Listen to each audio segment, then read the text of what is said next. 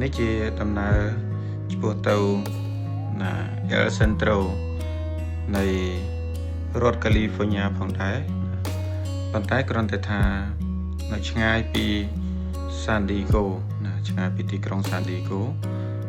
ដោយសារតែនៅទីនោះគឺមានណាកសិកម្មជាច្រើនដែលញោមធ្វើនៅទីនោះណាដោយញោមកន្ធាញោមម្ចាស់ចំការអីគាត់ណាជា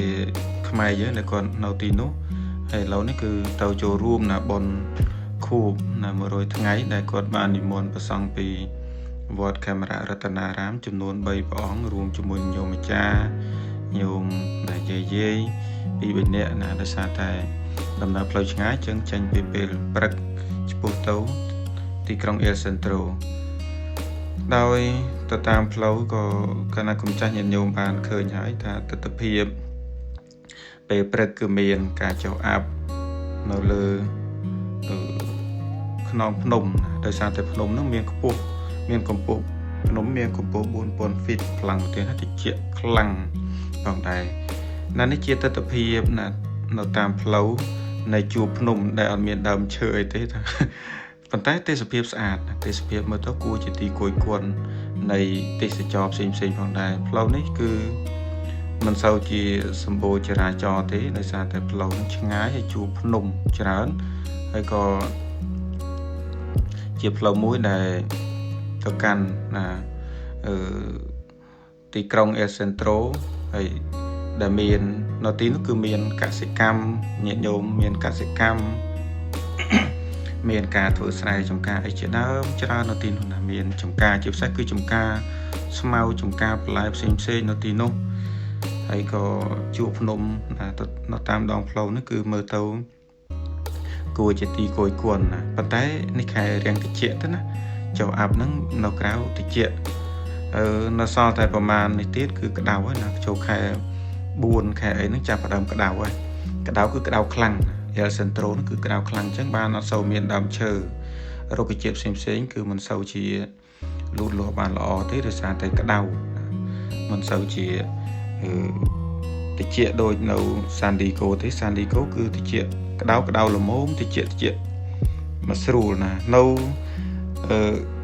El Centro នៅពេលដែលខែក្តៅគឺក្តៅខ្លាំងហើយនៅពេលដែលខែត្រជាក់ណាគឺតិចខ្លាំងជាងនៅ San Diego ផងដែរហើយតាមដងផ្លូវគឺមានណាភ្នំអត់ដើមឈើហ្នឹងគឺទេសភាពហ្នឹងមួយយ៉ាងហើយជាពិសេសគឺផ្លូវណាផ្លូវមើលទៅលងលោចណាញាតិញោមលងលោចឆ្ងាយប៉ុន្តែនៅទីនេះណាញាតិញោមដឹងហើយថាទីណាដែលមានផ្ទះគឺមានផ្លូវមានទឹកមានភ្លើងណាគឺមានទាំងអស់ដើម្បីងាយស្រួលសម្រួលចរាចរណ៍ដល់ប្រជាពលរដ្ឋដែលរស់នៅគ្រប់ទីកន្លែងមិនថាទីឆ្ងាយទីជិតទេញាតិញោមពុទ្ធបរិស័ទណានៅកលុកកលៀតណាក៏ដោយឲ្យតែមានមនុស្សរស់នៅគឺមានទឹកមានភ្លើងមានផ្លូវទាំង3នេះជាចលករមួយជំរុញដល់ការរស់នៅដល់ប្រជាពលរដ្ឋនៅក្នុងទឹកដីនៃសហរដ្ឋអាមេរិកនេះឲ្យមានការរស់នៅស្រួលហើយកាលណាបើមានទឹកមានភ្លើងមានផ្លូវល្អស្រួលប្រើប្រាស់គឺប្រជាពលរដ្ឋនឹងទៅនៅដោយសារតែអ្នកនៅសហរដ្ឋអាមេរិកនេះញាតិញោមខ្លះគាត់ឃើញនៅប្រទេសដាច់ដោយឡែកមួយនៅលើភ្នំអីមិនមែនអ្នកក្រទេញាតិញោមណាសុទ្ធតែអ្នកមានធនធានដែលគេចង់នៅស្ងប់ស្ងាត់លក្ខណៈគ្រួសារណាដើម្បីទទួលបរិយាកាសផ្សេងហើយពីណាខ្យល់បរិសុទ្ធអីជាដើមហ្នឹងទៅហើយគេសំខាន់គេចង់បានភាពស្ងប់ស្ងាត់ហើយស្រស់ស្រាយនៅក្នុងក្រុមគ្រួសាររបស់គេទៅតាមជីវិតនៃការរស់នៅ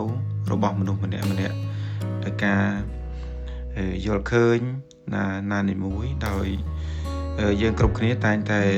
ចង់បានសុភមង្គលភាពស្ងប់ស្ងាត់រៀងខ្លួនណាសម្រាប់ក្រុមគ្រួសារខ្លួនឯងហើយសម្រាប់តាមផ្លូវនេះញាតិញោមឃើញហើយថាឆ្ងាយញាតិញោមណាមើលនេះគ្រាន់តែទស្សនវិជ្ជាខ្លះណាកាត់ទេណាមិនបានទាំងស្រុងទេដោយសារតែដំណើរឆ្ងាយហើយថតទៅក៏មិនបានជាអស់ដែរណាឆ្ងាយហើយច ចឹងយើងថតកន្លែងខ្លះៗដើម្បីយកមកបង្ហាញដល់ញាតិញោមពុទ្ធបរិស័ទហើយនេះផ្លូវនេះញាតិញោមគាត់នៅEl Centro ជាពិសេសញោមគុន្ធាជាមួយក្រុមគ្រួសាររបស់គាត់ណាគាត់ធ្វើចំការនៅទីនោះគាត់តែងតែដឹកណាអីវ៉ាន់ណាជាពិសេសគឺបន្លែប្លុកណាដែលគាត់បានដាំនៅទីនោះយកទៅលក់នៅទីក្រុងសានឌីកូផងដែរហើយញាតិញោមម្ចាស់ចំការនៅ El Centro ហ្នឹងក៏ម្ចាស់ចការធំហ្នឹងក៏គាត់តែងតែដឹកបន្លែប្លុកយកទៅលក់នៅទីក្រុងឡុងប៊ិចផងដែរណាដោយសារតែបន្លែប្លុករបស់គាត់គឺមានច្រើនមែនទែននៅទីនោះណាមាន greenhouse ច្រើនណា greenhouse របស់គាត់គឺគាត់ដាំមានទាំងស្លឹកខ្នឹងស្លឹកគ្រៃមានជីមានអីជាដើមណាដែលគាត់បានដាំនៅ greenhouse របស់គាត់ណាសម្រាប់ដីរបស់គាត់គឺធំអញ្ចឹងហើយក៏ណាគាត់បានដាំនៅទីនោះច្រើនហើយគាត់យកទៅលក់នៅទីក្រុងសានឌីកូផងនៅទីក្រុងឡុងប៊ិចផងដើម្បីលក់ជូនដល់បងប្អូនខ្មែរយើងក្តីបងប្អូនជនជាតិអាស៊ីយើងដែលគាត់ណាចំណាំប្រើប្រាស់ណាគ្រឿងផ្ទះបាយជាពិសេសបន្លែប្លុកអីហ្នឹងគឺគាត់យកទៅលក់នៅទីក្រុងឡុងប៊ិចហ្នឹងគឺគាត់ថាលក់ដាច់ហើយបងប្អូនខ្មែរយើងស្វាគមន៍ជានិច្ចនៅបន្លែប្លុកណារបស់ខ្មែរយើងផងដែរណាហើយគួរជាទីគយគន់ហើយនេះញាតិញោមបានឃើញចង្ហាល់គិសនីដែលគេដាក់នៅជាប់នឹងជើងភ្នំណាដែលមានច្រើនកង្ហាសម្រាប់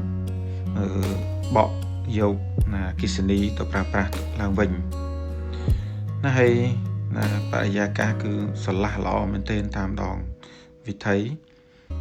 ចំពោះទៅកាន់ El Centro នេះណានេះដោយសារតែអាកាសធាតុរាំងនៅតិចណាអញ្ចឹងក៏មិនជាឃើញពលឺថ្ងៃអីព្រាកអីទេណាអត់មានថ្ងៃបដាគោនេះទេប៉ុន្តែបើសិនជាដល់ខែក្តៅគឺក្តៅខ្លាំងមែនទែនណានៅជួរហ្នឹងគឺក្តៅខ្លាំងហើយញាតិញោមដែលកណ្ណាកូនចាស់ដែលនៅឆ្ងាយអីចង់ទៅស្គាល់ណា El Centro អីអាចអញ្ជើញនិមន្តទៅបានណាដោយសារតែនៅរដ្ឋ California ផងដែរទេណាមិនជាឆ្ងាយទេកាលណាកូនចាស់ញាតិញោមដែលនៅ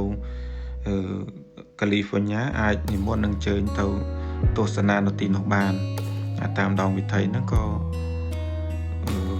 ស្រស់ស្អាតផងដែរណាជួរភ្នំឃើញថ្មឃើញអីណាសម្រស់ធម្មជាតិណាមិនមានការកែច្នៃទេណានេះជាធម្មជាតិសុទ្ធសាធណាជាភ្នំដែលអត់មានដើមឈើធំអីទេណាប៉ុន្តែមើលទៅធ្វើផ្លូវណាជុំវិញហ្នឹងទៅក៏ស្អាតណាមើលទៅថតហើយជាចំណីចក្ខុមួយសម្រាប់ណាអ្នកដែលមិនសូវបានទៅយើងឃើញម្ដងម្កាលឯស្អាតណាសម្រាប់អ្នកទៅវិញទៅមករាល់ថ្ងៃជាធម្មតារបស់ពួកគាត់ទៅហើយណា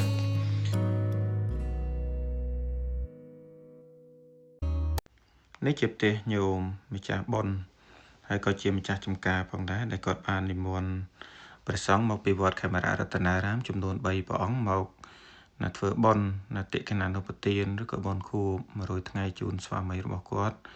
ដែលបានអនិច្ចកម្មកន្លងទៅហើយនោះណាផ្ទះរបៀបណានៅជនបទណាប៉ុន្តែនៅទីនេះគឺមានដំណាំដាំដុះច្រើនណាមានពុទ្រីក៏ច្រើនហើយដើមអំពិលទឹកនៅពីក្រោយទៀតហ្នឹងគឺធំអំពិលទឹកហ្នឹងគឺផ្អែមឆ្ងាញ់មែនទែនសូមអញ្ជើញវិញ្ញាណក្ខន្ធរបស់លោកបាទសក់ឆលីខំវើកមកស្ថិតនៅក្នុងទីនេះដើម្បីនមស្ការនៅបរតនត្រ័យនិងសម្បត្តិទានសិលដើម្បីជាស្ពានឆ្លងទៅកាន់រកនៅសុគតិភពដូច្នេះយើងខ្ញុំទាំងអស់គ្នាសូមនមស្ការបរតនត្រ័យបាទសូមគោរពអញ្ជើញវិញ្ញាណក្ខន្ធរបស់លោកសូលីខំវើកមកនមស្ការបរតនត្រ័យជាមួយយើងខ្ញុំដូចតទៅនេះខ្ញុំខិតមកខ្ញុំចាប់បនមុខមកហ្នឹងមកសូមគៀកគ្នាមក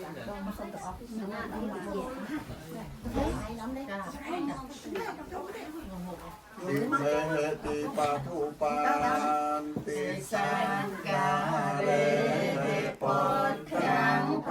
ម្មំសង្ឃាំអភិពោ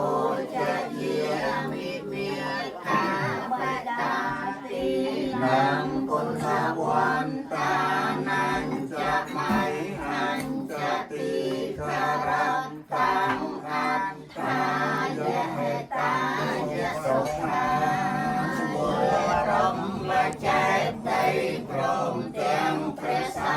รีรักเทียนในพระพุทธนังมหาโพธิพระได้ตัวนักลอยลมอัดลมเอาจัดบริสุทธิ์เลือกกำวังอัญเชลีนังพระพุทธรูปดำนางองค์พระโม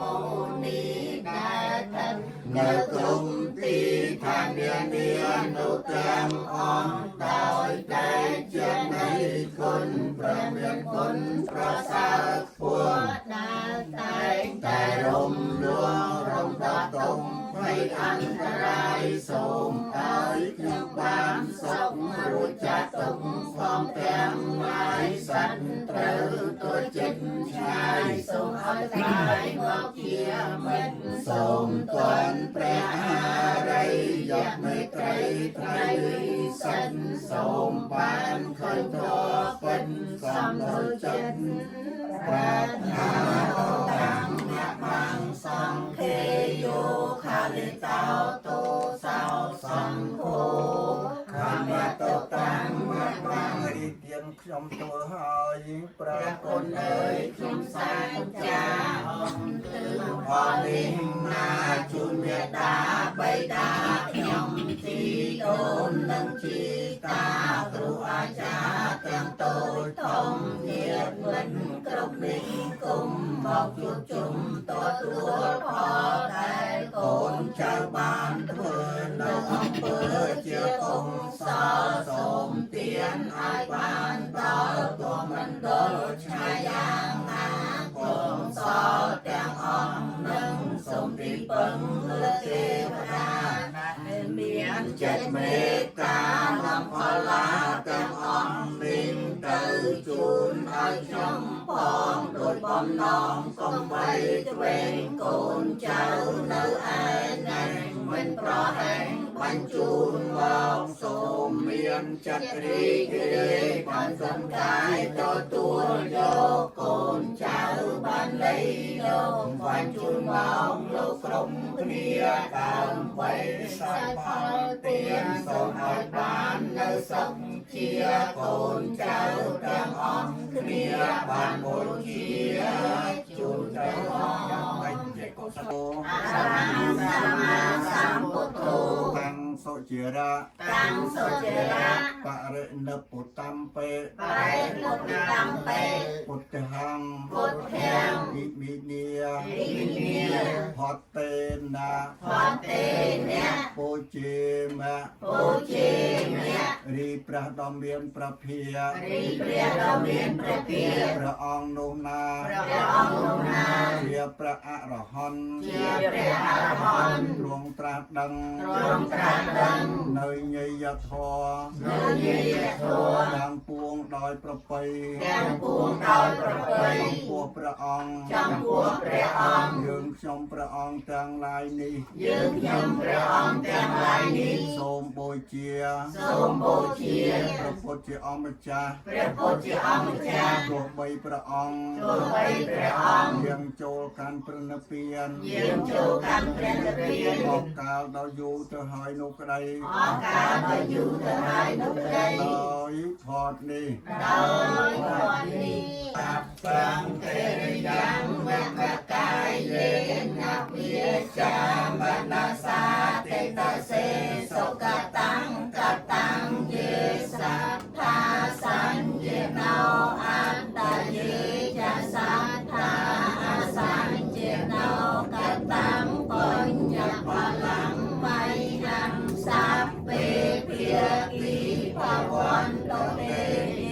តាំងកតាំងសុវិទិតាំងតេណាំបញ្ញបលាំងវៃយេចតតនាជានន្តទេវិកន្តវានិវេតយងសាពេលោកម្មញេសាថាជីវន្តារហេតុកម្មមេនុញ្ញំភោចនាំសាពេលភន្តមនចេតសាណាញោមគាត់ប្រគេនចង្ហាន់ដល់ព្រះសង្ឃ ដែលបាននិមន្តទៅពីវត្តខេមរៈរតនារាមដោយញាតិញោមជាម្ចាស់គេអដ្ឋានជាមួយបងប្អូនញាតិមិត្តជិតឆ្ងាយទាំងអស់គ្នាដែលបានជុំគ្នាបានធ្វើកិច្ចនៃការវេផតហាប្រគេនដល់ភិក្ខុសង្ឃនិងបានប្រគេនចង្ហាន់ដល់ភិក្ខុសង្ឃនៅក្នុងបុណ្យតិកណានុប្រទានបុណ្យគូប្រគេនជំរាបជូនញាតិញោមផងដែរថាបើសិនជាមានបំណងចង់ទៅគយគន់នៅអែលសេនត្រូឬក៏តំបន់វាលខ្សាច់សូមនិមន្តអញ្ជើញមកខែតិចណាខែ